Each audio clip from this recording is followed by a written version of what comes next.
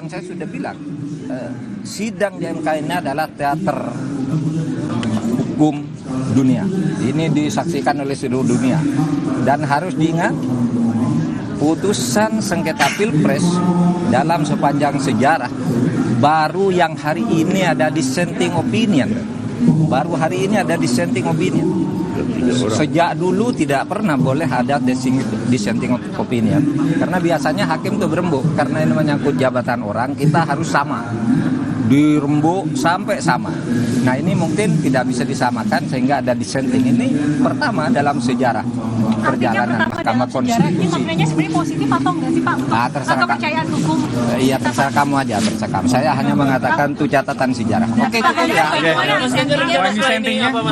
Ya, saya mau ada acara dulu. Mungkin terakhir Pak Ganjar, habis ini apa yang mau dilaksanakan Pak? Oke, nanti ya. Kedepannya bagaimana Pak? Terima kasih Pak Ganjar. Terima kasih ya Prof. Sabar ya.